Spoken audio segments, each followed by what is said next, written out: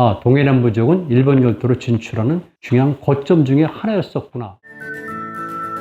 해양문화의 메커니즘을 전제로 해서 동해남부 문화권을 보니까 이렇게 동해남부 지역과 동해북부 연해주 일대 이런 지역, 그리고 일본 혼슈 남부 지역은 문화적으로 상당히 유사하구나. 이런 이론들을 제가 쭉 정리한 거고요. 연해주 북부 남부부터 해서 양양을 거쳐가지고 쭉 이미 신석기 시대부터 교류가 있었다는 것들을 정리한 겁니다. 그걸 다룬 책이 바로 이 책입니다. 유라시아 세계 한민족, 오른쪽에는 극동시베리아의 역사 문화 이런 것들을 다룬 책이죠.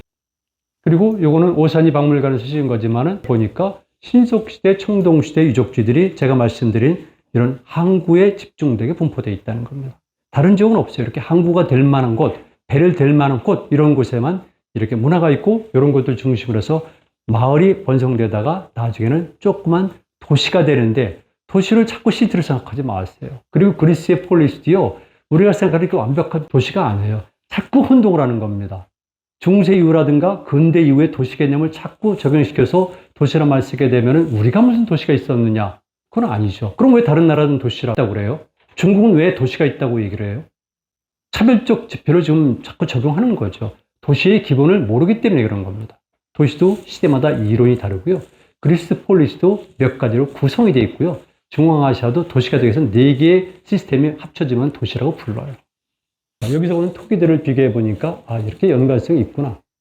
그래서 제가 이렇게 고성 문암리부터 시작해서 오산리 그리고 토기들 그리고 얼굴도 보니까 제가 오산리께 오른쪽이고 왼쪽은 드망하구죠. 소팡 유적지 등등 이런 것들과 현재 우리가 알고 있는 반고대 또는 천전이 등등과 연관이 될 수 있는 거죠. 자, 동해남부 한가에는 보니까 이렇게 많은 유목족과 유물들이 있어서 제가 논문 쓸 때 다 정리한 건데 그렇다면 동해남부는 일찍부터 선사시대 그리고 청동시대는 집중적으로 유물과 유적이 발견될 정도로 사람이 많이 거주했구나. 그들이 갈 곳이 어디겠습니까? 경주 쪽으로 내륙으로 들어가거나 아니면 바다로 진출하는 거죠.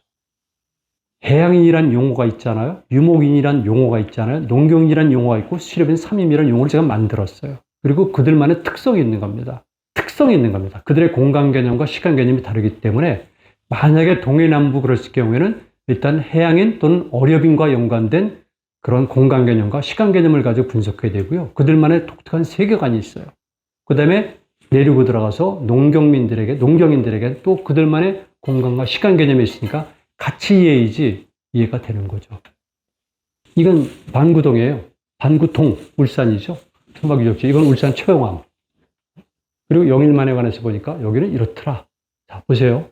무역상품을 보니까 여기에 많은 것들이 있는데 명태, 자해, 그 다음에 해삼, 해달이 있다는 거죠. 제가 찾아보니까 동국 여지승남에 울산하고 영일만도 해달 산지더라고요. 해달이 중요한 건 뭐냐면 그 가죽 때문에 그렇습니다. 해달 가죽. 근데 여기도 제가 찾아보니까 과메기 원래 청어잖아요. 이런 거는 연해준 남부, 북부, 산림 지역에 있는 그 문화죠.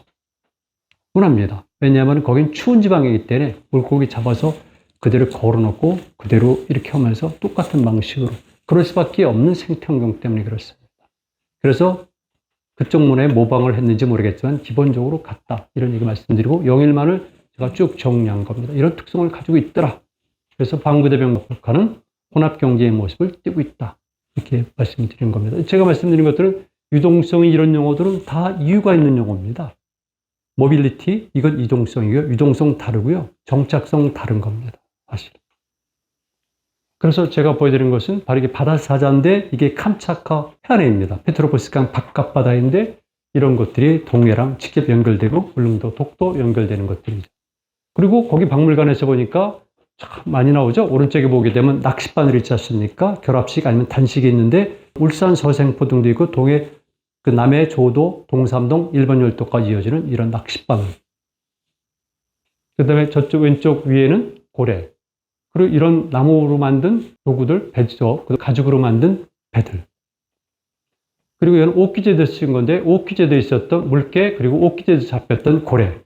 그거는 도고섬에 있는 전시관에서 찍은 거니까, 오키제도, 즉, 이즈모 앞바다 오키제도, 그리고 포항 건너편에 있는 이런 섬에서 이렇게 고래를 잡힌 것들, 근데, 그 다음에 해달이 사는, 물개가 사는 모습들을 사진으로 찍어 놓은 거니까, 거의 같은 문화권이고 똑같은 문화권이니까, 당연히 우리가 압도적으로 우월하게 주도적으로 일본 열도를 갔고 그리고 다시 그 지역에 갔던 사람들이 일부 이쪽에 오거나 아니면 울릉도에 오게 되는 거죠. 그렇지 않겠습니까?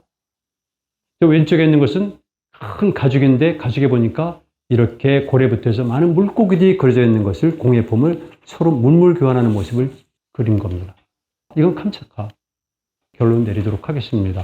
동해 남부는 북쪽으로 연해주 북부부터 연해주 남부를 거쳐가지고 가장 편하게 동해 연근해항로를 통해가지고 연결이 되고 다시 거길 통과해가지고 한 번 남부를 거쳐서 제주도까지는 이미 현재 11,000년 전 아니면 12,000년 전부터 교류가 있었다. 이걸 말씀을 드리는 겁니다. 그리고 당연한 것이겠지만은 그런 걸 토대로 해서 일본 열도로 진출한 거점에 있었는데 그 증거는 많이 있지만 신화 또는 설화체 형식으로 남은 것이 연오랑과 세오누고 일본 쪽에서는 바로 아마데라스 오미카미와 투쟁을 하는 스사노미코도의 존재 그리고 천일창 또는 천일모로 표현되는 그런 존재들 그 밖에 많은 것들을 통해서 동해남부 지역은 일본 열도로 진출하는 중요한 거점 중에 하나였었구나 이걸 제가 말씀을 드린 겁니다.